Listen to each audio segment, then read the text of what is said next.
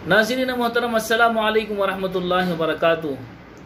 अगर हम चाहते हैं कि हम अपने बच्चों को पुरएतमाद बनाएं, उनका कॉन्फिडेंस हो बेहतर और उनके अंदर सलाहियत जो है वो बाहर आए, तो सबसे पहली बात ये है कि बच्चों के सामने हमें खुश रहना होगा और बच्चों के सामने कभी जो है हम टेंशन में और कभी जो है गम और कभी मायूस ना हों, और बच्चों के सामने मुस्कुराना उनके एतमाद को और उनकी सलाहियत को उजागर करता है। बच्चे को समझाने से ज़्यादा बच्चों को समझना ज़रूरी होता है।